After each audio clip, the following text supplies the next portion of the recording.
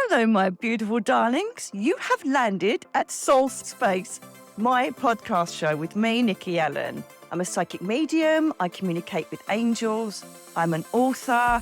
I basically deal with anything paranormal, spooky dooky, and out of this world. So if you love anything like that, you certainly are in the right place. Today, we're going to talk about something very close to my heart. We're going to talk about what happens to our pets and do they go to heaven?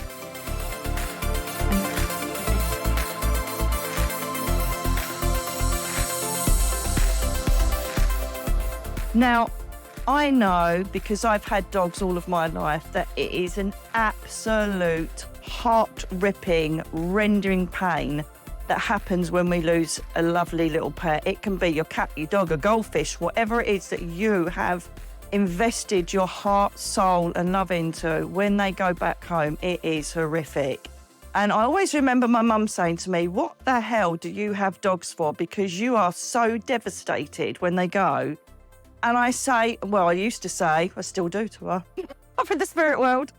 I say to her, the joy and the love and the calm and the unconditional beauty that pets bring to their owners and did to me is worth going through the grief of losing them at the end.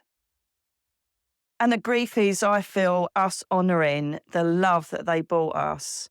There is nothing on this world that creates that for us, you know, apart from children. Dogs, cats, any animals, they love us unconditionally. And that's something that we feel comfortable and safe in because there's no arguments, there's no complications, because you're not getting another human getting involved. And they're just absolutely the most perfect beings on the planet as far as I'm concerned. And I'm going to get on my soapbox just a bit, but I just absolutely die inside when I'm exposed to seeing animals being abused and things like that, because they deserve to be the top of the food chain as far as I'm concerned. And you know what? I remember as a child always thinking, I wish the Lion, the Witch and the Wardrobe really did exist and Aslan was in charge because it would be a lot fairer. Do you know what I mean? Things would happen and it's just part of nature, not ego. You know what I mean? Anyway, jump off my soapbox and come back down again. And let's talk about, oh dear, my voice is getting a bit funny. So basically, you have these beautiful animals in your life, and it's very important to know what happens to them after they pass. There is absolutely no difference, I'm happy to tell you. And I have had hundreds upon hundreds over 30, 40 years, well, 50 years, I suppose, if you take me back to my childhood, to tell you that our animals, they come back and visit us just like humans. I've seen them in spirit. I've had so many stories sent to me. And really what inspired me to do this is recently one of my followers sent me some footage where their dog had just passed and they heard the dog flap go twice and they had CCTV outside. And there is a rainbow prism standing right by the dog flap as it's activated. And this is their beautiful baby. So let's just talk about Rainbow Bridge first of all. Now, if you hear, you know, it is everywhere, Rainbow Bridge, I know that I've never even looked it up to see where it came from. But Rainbow Bridge is basically the layer in heaven that people refer to where our pets go to. I've even done a guided meditation to the place. And I kind of went up to my guides once and said, well, what's all this about? And they said, right, well, what happens is Azrael's energy also takes up any souls from any animal. So let's just talk about pets. I will talk about livestock and other types of animals later on, but let's just talk about our pets. So let's just talk about, say we've got a dog, right? So Azrael does come up and take that soul up. Now, when he showed me this, they go into a layer of frequency. Like when we go up, as you may have listened to my other podcast, when we go up, we meet Jeremiah, do our life review. But animals tend to go through a prism layer right? I've seen it. It looks like a rainbow, a prism, like, well, anything, if you like put a water hose in the sun and you see that prism, that's exactly what it looks like. And then I walked through this prism and there was this beautiful bridge and it went over this, it's like the translucent water in the fountain of life, fountain of youth, if you like. And it is really, there were like these big giant fish in there and all sorts of things. And it was just beautiful. When I looked down as I was walking across the bridge, it's like a very short arched bridge. And then when I got over the bridge, I literally went onto this island that then just manifested into these huge meadows and fields, right? And then when I was asked this question, all my old dogs literally turned up. Now, I didn't go up there intending for this to happen. I literally just asked, what happens to our pets? I need to know so I can tell humans. I say humans. Sorry, guys. I know I need to tell the humans. And so this is what they did. They took me up there and, oh, my God, I was up there for ages. I didn't want to come back. I said, just leave me here. It was just so joyous. And the smells that came with it. And suddenly I remembered the smells and I remembered every single trait of every dog I'd had. So they're all there, totally nutty. And then I was a bit concerned. So after I'd been there for ages with every single one of my dogs, it was just the joy. It's making me emotional now, the joy of it. That's why I created that guided meditation to help you get up there and see them, because it was just overwhelming. So then what happened was I said, hang on a minute, they're not just all left in a field, are they? And then Juliana went, absolutely not, Nicola, absolutely not. And I'm like, right, okay. So I came back down and I'm like, oh my God, I wanted to see where they were. And I was really upset because I'm like, I don't want all my babies running around the field. And that's when the human ego comes in. So I'm like, well, what happens if it rains? You know what I mean? What happens if it gets cold? I don't want them just running around. And anyway, something must have happened. I think this was during my time when I was very busy and I was on the television working and stuff like that. And I never kind of followed it up. And then one day, I was just literally wanting to just meditate and chill out. I just wanted to sit in my own power for 10 minutes, I think. So I was very busy and I just wanted to chill out.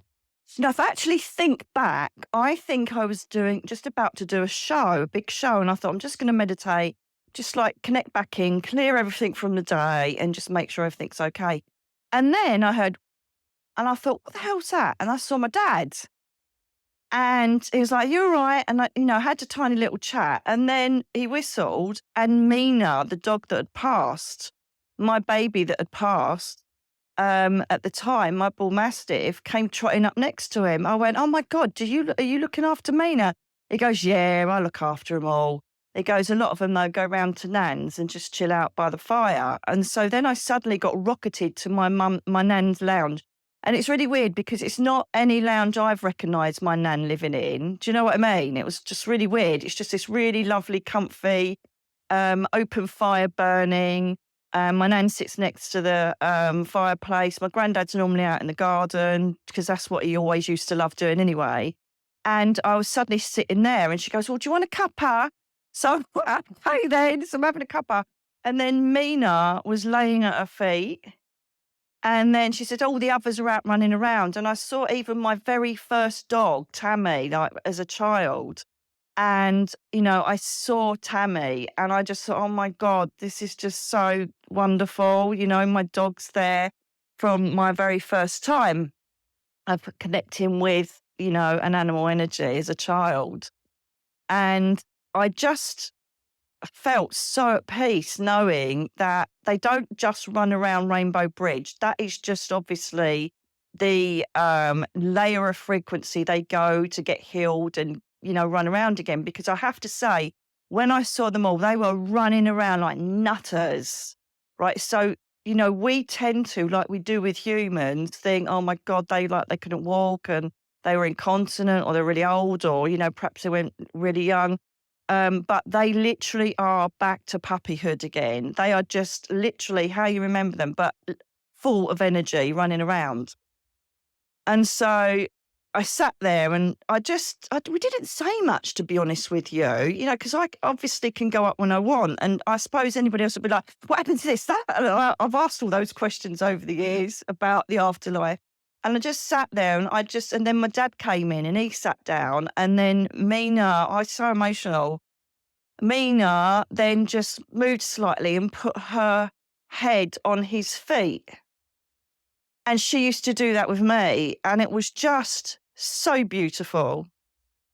And some people may say, listening to this, especially if you're not as, you're not as open-minded, or there's a bit of skepticism, a bit of, logic interfering with the right-hand side of your brain. Well, did you make it up?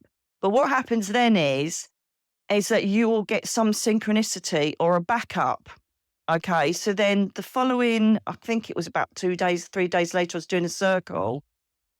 And I said, right, come on, let's just be lazy today. Let's just go up there, see what we get, and let's just come back today. Let's just see what happens. And then someone said, I've just seen your dad, and he whistled, and your dog turned up next to him. And I hadn't said a word to my students. So do you see what I mean? You always will get backup or synchronicity.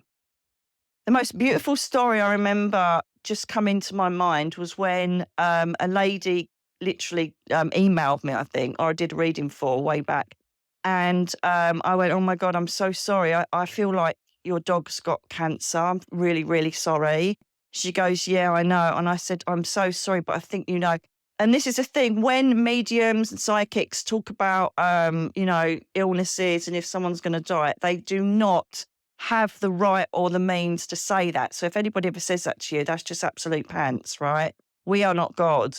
However, if we are told that already that they're going up, then we're given the green light to then do what I call the comfort or the confirmation connection with the client or the person.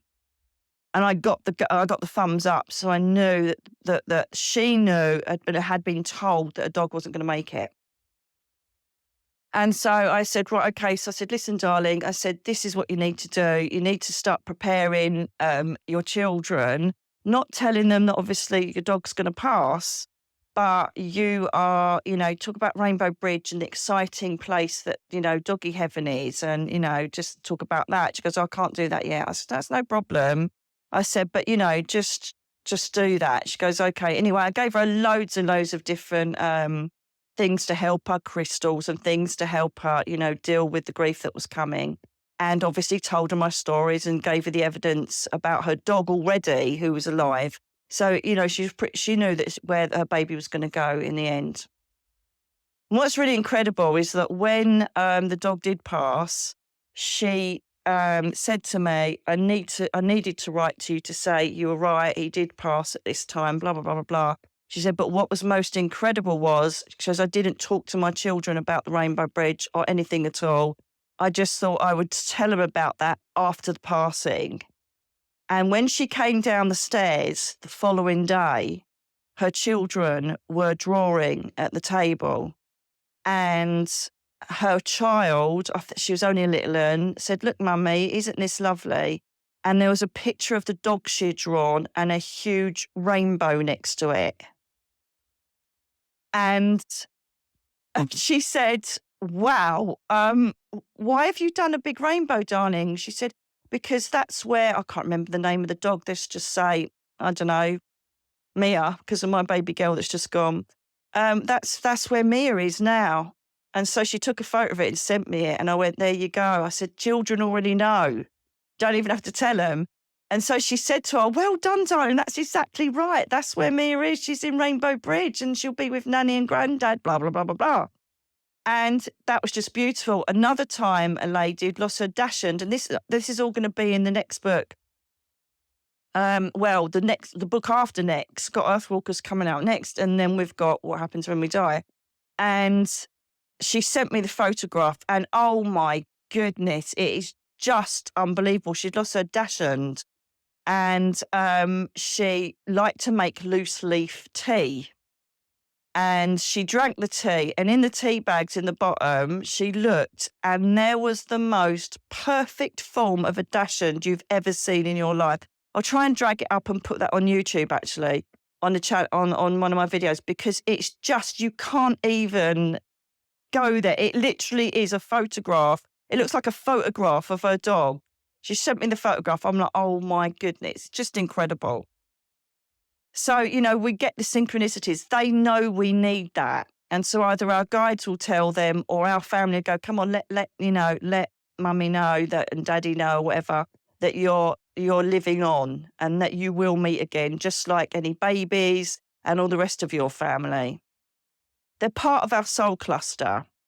So what happens is that, let's carry on with more about after signs, and then I can do that afterwards. So what happens is that when they start showing themselves from the afterlife, they make it very, very distinct, right? So you're going to be feeling perhaps nudges around your ankles and the bottom part of your legs, depending on their size. You're going to feel breezes, just very similar to child energy, going past your legs. I've had so many reports where, for some reason, they are very, very good and learn very, very quickly, mostly because they haven't got an ego, animals, to manifest themselves fully. So I've seen Mia twice in the hallway now, completely solid, and I thought it was Teddy, but then realised he was asleep on his bed. My partner, Darren, has literally got up in the middle of the night twice because he could hear pouring at the back door and crying to get out. So he's quickly run up thinking it was Teddy, who I've still got, my other little dog.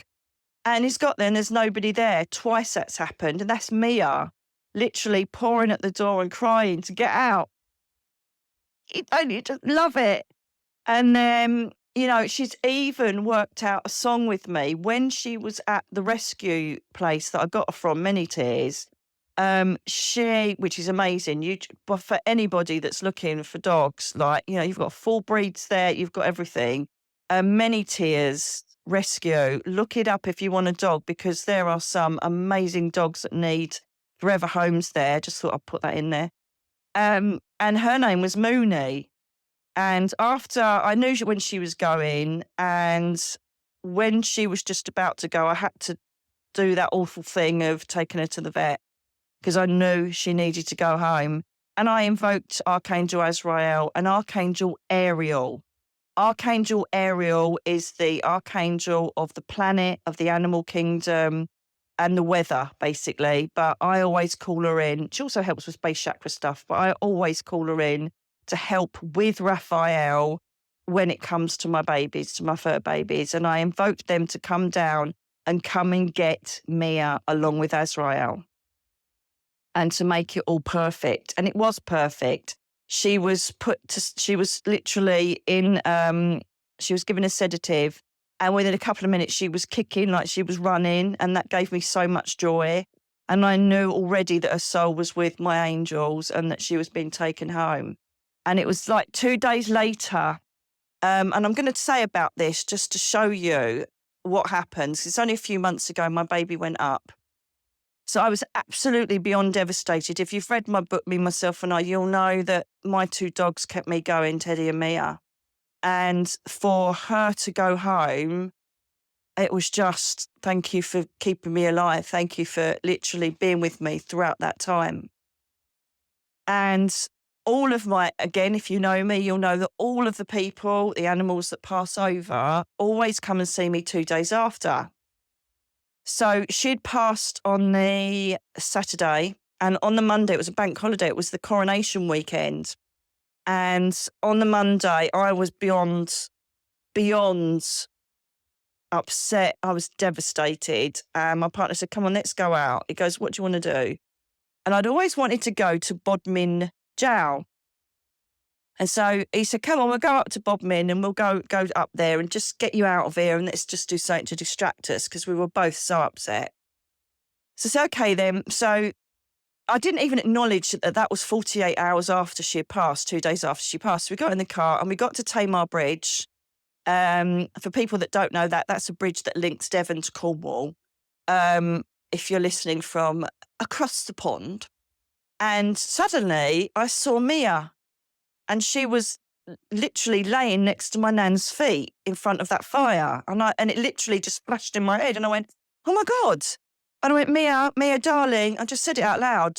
I said, Mia, darling, if that's you and that's just not me like making it up, give me a sign, darling, give me a sign. And bloody hell, this car cut into the front of us, right? And I've got photos of it up on my Facebook and YouTube. And I called her Mia Moo, right? That was her nickname, Mia Moo. And this car was M666 Moo. When I Googled, was it 866? Oh, I can't remember now. But the number, the angel number meant going through a transition and then resting after it, going through change and then resting after it and being at peace. Can you believe that? It was Moo. And then I said, darling, oh my God, because I wanted even more proof. I don't care. I'm asking. If I don't get it, I'm like, come on. And I went, oh my God, darling. So I said, just let me know. I said, I can see you with Nanny. I said, so let me know you're with Nanny. Later on, my nan's name's Eve. Later on, a car came in front of us and the end of the registration number was Eve. And I just thought, I'm so happy she's with my nan. Then, just to make it even more amazing, right, the back of my nan and granddad's place is like a big field. My granddad came from Cumbria originally. And so it's like a big field and it's just like he does all his vegetables and God knows what up in heaven. And my brother phones me that night and says, how you doing? And I said, oh my God. And I was absolutely euphoric because I'd seen these wonderful signs. And he goes, yeah, I know. He goes, you do know that that Mia's with Nan because they've just come and told me. I went, what? She goes, yeah. He goes, she was running around a field, the back of the field, and Granddad was there. I went, oh my God. So I said, what time was that? He'd done a meditation, my brother Richard, and exactly the same time that I'd seen Mia laying with my nan was when he saw Mia that was suddenly went out the back door and was running in the field with one of our older dogs. How incredible is that? So that gave me the knowledge that she was up there and she was well. There's no getting away from that synchronicity. I talk to her every day. Sometimes I feel a little bump on the bottom of the bed and that's her spreading herself out across the bottom of the bed, bless her. And these are all the sort of signs you're going to get. Okay, you may hear a bark, a cry. You may hear tapping feet. That's another one I hear lots of reports of. So they do come back because they know how much we miss them. They're part of our soul cluster. So this is an interesting aspect as well because they literally are such a supreme being. They're such a high frequency energy, our pets, that they don't have to stay in this hellhole for too long. That's why they don't live that long. Now, when we come down here, we forget this and we hate the fact that they, only last. She was 12, Teddy's 16 now. So little dogs obviously last a bit longer, but it's still not long enough, is it? I want them for the rest of my life. I can't bear it when they go. But then I try and remember the bigger picture. And the bigger picture is that they don't deserve to have to stay down on this human earth plane the whole time because they'd rather be up running around in Rainbow Bridge and back with our families. They have a certain loophole in our lives that help us get through things.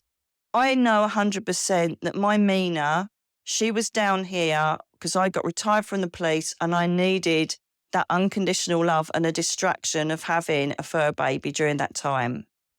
I know that she hung on until I had my birthday and then she waited another day and then I said to her, darling, you can go home tomorrow.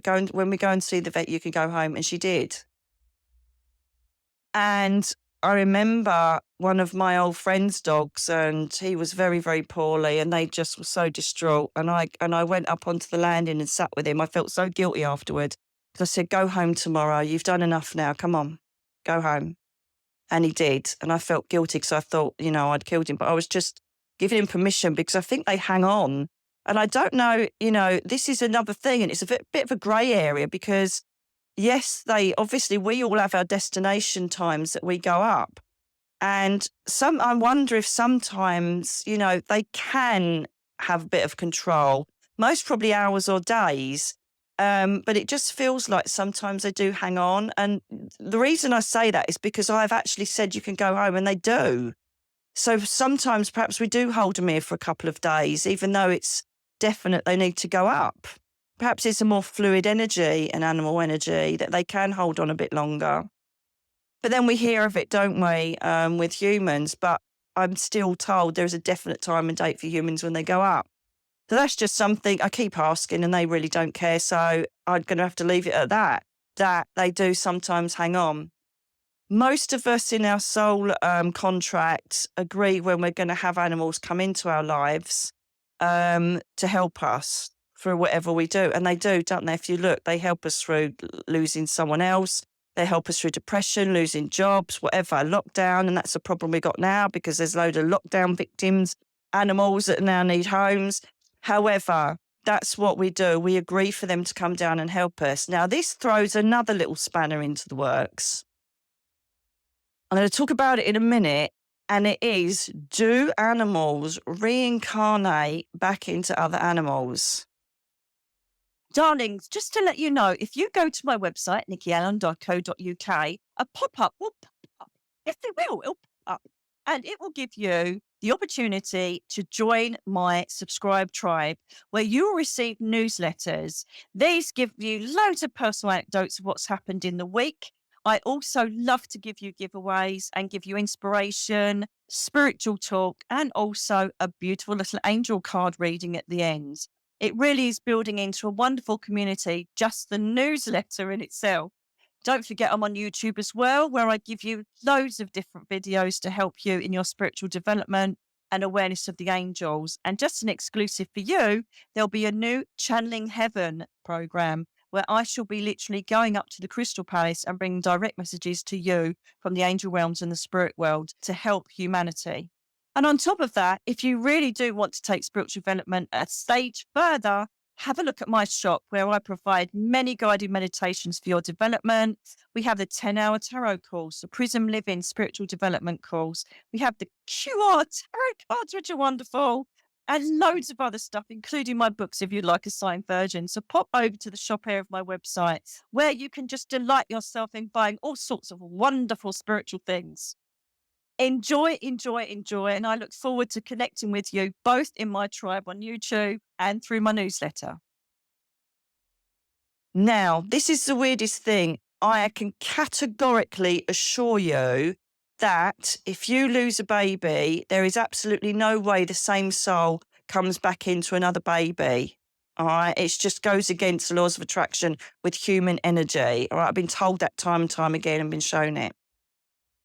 Now, this is interesting, though, because I remember when I got Mina, my bull mastiff, she used to sit on the settee with both her legs up like she was sitting like a human and her front legs on the floor. Now, one of my old dogs used to do that. And I'm like, that's a bit weird. The mannerisms she had were mannerisms of my old dog, Pepper, rough collie. And so I thought, this is really weird. So I went up and I said, how can that be? And they said, sometimes, yes, we can create a familiar soul that can come back down into another animal body, just to show you or prove to you that the soul of the other animal still carries on, because they have shorter lifespans and can do like at least 7-8 different lifetimes down here with us. They sometimes do reincarnate back down. I don't know why or how, but they reincarnate down back in a different animal. So when I sent this out to the public on Facebook, I got loads of stories and accounts of people that are showing the same behaviour, the same behaviour as a dog from before, the same habits, the same things they like to eat and don't like to eat. And so, yes, I do believe that we do have different animals come down, but the same soul from another one from the past. And I used to watch Mina, even though she's a bull mastiff and Pepper was a rough collie, they had the same things, even down to, the way they dip their head on the back of the sofa to look out. And the way she literally shuffled her bum up with her hind legs up onto the settee and then just had her two legs watching the television. And it's just things like that. And I thought, wow, that is that is the same soul as Pepper. So I feel that some of the souls agree, yeah, I want to come down twice to be with her, be with him, whoever. So yes, that is a possibility. Isn't it a wonderful possibility? And the fact is that when you go back up, you will see every single dog, or perhaps the soul, if it did have two incarnations. I don't know how that works, but you'll recognise, both dogs in that soul. And I know this because, again, for, 30 odd years, I have been bringing dogs through, so I'll be like, oh, your mum's here. And then, oh my God, she's got this lovely spaniel and his name's Trevor, I don't know. And I bet you there's someone who's got a spaniel called Trevor who's going to write to me now. And literally they go, oh my God, yes. And I feel like he passed at this and this is what he went wrong. Yeah. So I've forever been bringing animals through, and they even talk about, and yes, they can talk. And it's not that I'm Dr. Dolittle, and animals can talk. Their soul can communicate memories, thoughts, feelings to me, which I can relay to the sitter. Like, he didn't like this, he didn't like that, but he loved this, he loved that. This is how he passed, this is the day he passed, because the soul can actually communicate with me. That's how we can connect with pets. And that's how people down here communicate with pets. You see, people saying animal communicators. We all souls can connect with each other. So we can connect with souls of animals and know what's wrong with them, know what's getting on their nerves, know what's, what's happening with them. I always remember when I was in Florida many, many years ago, I went to this tiny little, it was really cute. I'd gone down to the Everglades, one of the rides through there. And there's this beautiful little sanctuary of all these lovely little pets and different animals. It was absolutely gorgeous. And there was a horse there, and I was immediately drawn to this horse. And I asked permission of the lady who was there if I could go up to the horse. And I could tell that I had to approach the horse literally front ways. I could not approach from the side or from the back. And as I held the horse's hand, this lady looked at me like, oh my God, how are you doing that? And then I felt and saw the memories that was going through this horse. And it used to get beaten from behind. And this animal used to, well, it's not even an animal, this evil piece of crap used to come up and then just whack him. And so I said, oh my God, darling, this won't happen now, you're safe. And I stayed there for ages and never, ever connected with an animal like this before. And in the end, this beautiful head of this horse was just dropping in my lap. It was just such a magical moment. And the lady come up to me, who was like running it at that time, and said, how the hell are you doing that? This horse just kicks out and is really aggressive. I went, absolutely not. So I told her what I'd felt and picked up from the soul of this horse. She was, oh my God, that makes so much sense. She actually emailed me a couple of months later to say how much more happier the horse was, and that she'd told everybody that looks after the animals never approach him from the side or the back, and just allow him to like dip his head in, and you just imagine heat coming from your hands, and that's healing him. So this goes into the realms of you communicating with your baby, with your fur baby. For instance, if we've got to go to the vets for something, I'll say to Teddy, look, darling, we've got to go to the vets today. Don't worry, it's not going to be anything bad. You're just getting checked over. It's absolutely fine. And I literally send a vision of what's going to happen to him. Right? They understand and they know. Trust me on that. Look at how they react to different atmospheres, behaviours, language, okay? They can feel more than we ever can. They are open to the spirit world. That's how they see other spirit people. The times I see Teddy playing and mucking about with some invisible force, I know he's playing with Mia, just can't see her, but I know he is. He's just wagging his tail and running around and play bowing, and she's there. So they are the most open, most beautiful, vulnerable, incredible creatures. So we have to go into the realm of livestock and insects, because I'm like, well, hang on a minute. I need to talk about this. What happens to them? Why are we slaughtering them, eating them, blah, blah, blah, and hate it. I hate even the prospect of it. I hate anything to do with killing animals. I can't even kill a fly. I can't do it. An ant. If I accidentally stand on an ant, I am absolutely, seriously, that's how bad I am. So literally, I went up and said, right, can I just talk about insects first? So I said, what about ants and bees and like butterflies and stuff like that? Mayflies only live for a day. I said, what's all that about? And they said they haven't got they haven't got a soul, but they've got an energy. Well, it is kind of like a soul. It's, what's the best way of putting it? That we are all part of one source. Every single thing, every life force, every plant, every insect, every animal, everything that grows or, connects with nature, Mother Gaia and the planet has energy. And that all goes back to source. Okay. Some of it is more developed than others. So us, for instance, we have a very clear sentient intelligence running through our soul, which involves communication and acknowledging where we are, what we are, and where we go, okay? We create imagery. We are a living beacon of information, knowledge, and intelligence, okay? So we are the strongest in that respect. Animals come second because they are, this is where it gets a bit complicated. I'm going to try and keep it simple. Animals that connect with us are in a soul cluster and they are connected by love and sentience, right? So they also go back to source with us because they have created a connection with human intelligence, right? Or alien intelligence, whichever one. So the other thing is as well is that I say, right, how about then, so all the insects and all the bees, right, they can't say, hello, my name was so-and-so and I used to live here. They literally just go back to source, go back to like the lower energy. It's not lower as in deemed lower because obviously without bees we'd be dead. But they go back to source and then they just literally come back down and create energy and go around doing what they do. That's the easiest way for me to say it without this getting too complicated. So I then say, right, let's talk about animals and livestock. What happens to, like, you see these stories, which I think are absolutely wonderful, where, like a cow is rescued from a slaughterhouse or whatever.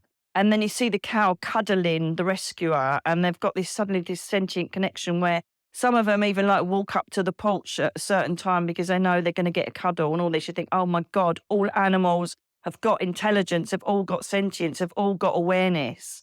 And that's what really upsets me. Really upsets me. So I said, what about that? And they said, right, this is what happens. There are layers of energy of it's not intelligence. I can't think of the word.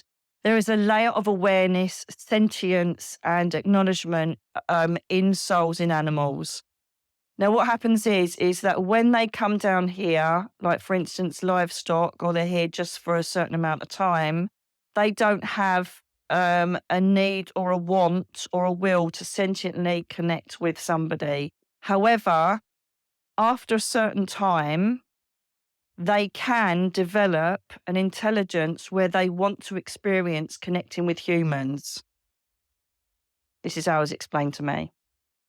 So that's when the cow's rescued, right? And then they then experience a human-animal connection. That then connects them to that soul cluster. So then that cow, right, who was up there could then say, I want to be a dog next time. I want to know what it's like to be a dog and have that unconditional love between a human and me. And then they come down incarnated in a dog. Or they come down back in as a pet cow. Do you see what I mean? So it appears that there is a growth, and this goes against the human soul cluster plan that I've been shown. It appears that animal energy, okay, and really all of them, and this is the absolute kicker, all of them can be open to this sentient and love connection with a human. But for some reason, they are not evolved enough to create that relationship yet. Okay. So there must be some kind, and again, I've never been shown it. I keep asking, but perhaps there are things that I'm not supposed to know. I don't know. But I go up and they say when they feel that when they've evolved enough that they want to have a relationship, an intelligent, evolved relationship with a human and experience love, then we are incarnating them into that soul cluster, and then they're part of your soul cluster for forever. I'm like, right, okay. So I said, so do you mean that an energy that's in a bee could eventually evolve to go into, I don't know, a rat, then go into a fox that can then go, and it goes, yes, they can evolve if they wish to reincarnate into more intelligent creatures. And eventually they can evolve into a relationship of love that connects them with a human. And then once that's locked in, they will stay at that level and evolve and reincarnate with those humans every time they come back down. So that's what happens with animals. They evolve, their souls grow a lot quicker than us, and they evolve a lot quicker, and they will choose, yep, I want to come down twice this earth time, I want to come down 3 times, or I now want to incarnate into a more intelligent creature. So the energy that massed from that bee grows, or it stays dependent. I suppose everything's got, I don't know, a choice. But that's what I said. I went up and said, have they got a choice? It's like, oh, Nicola, just take what you've been shown. I'm like, all right. So that gets us down to, eating animals. And I said to them, what's that all about? And in nature, Mother Gaia, animals eat animals. It's, that's the way it goes. However, the original intent was to live off the land and to eat fish. That was the original intent for humans. With souls. Obviously, humans before that time ate, obviously, meat because they were cavemen, but they didn't have a soul in them. They were just another species with this non-evolved energy going on. They had intelligence, fight, flight, and to hunt and all the rest of it. But then the first Adam and Eve that I've been told that was brought down here with the soul connection back to souls were the ones that were then supposed to just be eating fish, nuts, berries, plants, that kind of thing. But I suppose the instinct that wasn't thought of from the past to hunt animals came into it. Just think it's gone a bit over the top now. Do you know what I mean? And I just want to quickly cover the fact that I asked about poachers and I asked about karmic law to do with eating animals, and also to the poachers that just kill them for their trophies and for fun. And this is what I was told. First of all, there is an acknowledgement that less evolved souls that obviously have got fight or flight and aware of what's happening, do have fear, do have feelings to that extent, are the ones that go, hate this subject, obviously go for, livestock purposes. And I don't think it's ever going to change from what they've told me. It's just part of the life cycle of humans and how they're ruling the planet. I don't think they're really great on it, but there you go. I feel like the more love and compassion that goes through the planet, perhaps, more people will be more conscious and become vegetarians or pescarians. Is that how you say it? I don't know. But do you know what I mean? So that may come into, that may come into it where perhaps, who knows, in years to come, animals are sacred, who knows? So there's that. He told me about compassion and love that could potentially start eradicating the need for this livestock. Also, he said that any person that damages, maims, or kills another soul for the intention of human ego purposes, i.e. poachers, and people that stress, kill, maim animals for ego purposes, like hunters, they face the karmic laws of judgment when they go up. And I'm like, thank God for that. I don't know if you've seen on my Facebook page recently, there's these arseholes that are allowed in Cape Verde, this stupid fishing place, are allowed to just hunt sharks. It doesn't matter if they are pregnant or whatever. And they take them through the stress of dragging them through the water with these big giant hooks. And then they're dumping them on rocks to take photographs. Tiger sharks, nurse sharks. I'm like, Jesus. And I actually did say to them, not disgusting. And they would tell me to F off. And I'm like, oh, just karma, just wait till you go up. You know, that's what you're doing to animals. That's fine. So good news, darlings. Any human that intentionally hurt animals, and there's no reason for it against, you know, it goes against the laws of nature and the universe, they face a horrific karma. If they've killed many, I wonder if they dissipate in the cherubim chamber, like I've told you before, for murderers and things like that. I really hope they do. I feel that what we're doing is, from what I get from my guides, because I've been talking about the Grand Reset on my YouTube channel, is we're kind of filtering the wheat from the chaff. And it looks like some of the humans that are on this planet that have gone way against the laws of the universe, that, you know, they've killed, maimed, murdered, tortured, whatever. They're kind of, I feel they're just kind of not letting them reincarnate and letting them bubble away in the cherubim chamber so that we can create a greater, more respective, compassionate race, you know, that we can have more love, humility. And I feel that that's why all these beautiful children coming through now. And, you know, we call them autistic, we call them ADHD, Down syndrome, we call them all of this, but they are actually the most beautiful, happiest, most wonderfully balanced, spiritually children that have ever been brought to this planet. And they're teaching us compassion, love, empathy and beauty. They're not full of ego. They don't care about, you know, wearing night trainers.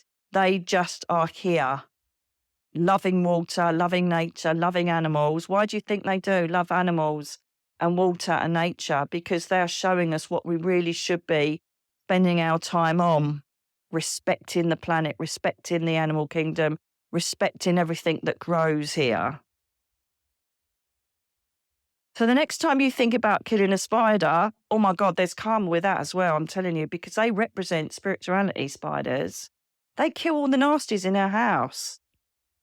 You know, they eat all the stuff that we really don't want to be having. Just put them in a glass and chuck them out in the garden. Be brave. Don't be nasty. You're killing something out of ego. I'm not saying you're going to get the karma of it when you go up there, but come on. Get them in a glass. Don't let your fear interfere with the natural process of nature. That's all I'm going to say on that. But yeah, I didn't realise I was going to cover so many subjects on this. I literally wanted to let you know that your beautiful, lovely fur babies, your animals from a reptilian, alchemies, because I'm talking like an Atlantean, a reptile, like, you know, because it's acknowledged that love connection will be an evolved soul. The cow that the person brought in as a pet will be now an evolved soul because it's experienced love. So this is what I want to say to you. You will meet all of your pets and all of the animals that you had a special connection with up there. Because the other thing is as well, well, I'm going to meet like all the spiders that I've interacted. No. Everything that you have connected with on a love connection will be part of your soul cluster. The rest of the lesser evolved souls, lesser evolved energies will be in a different frequency. So please know, my darlings, without any doubt whatsoever, your pets are in heaven. They're safe, they're well, they're healed, they're happy. They're back to their younger little days, whether it be kitten, puppy, and they are looked after by your loved ones. And it's the most funniest thing because sometimes I even get people that come through and go, yeah, I'm looking after the bloody dogs. And they can stand them down here. I love that. Yeah, I'm looking after them. So they're happy, they're safe, and they're well. And I hope this brings you comfort. And I just thought I would give you a little insight into all the questions I've asked there about animals that just make our lives a whole lot better. Until the next time, my beautiful darlings, I've loved keeping it real with you. Stay with me, leave reviews, and hopefully you feel just as inspired as I do doing them for you. Take care, and may the angels bless every day you're on this planet.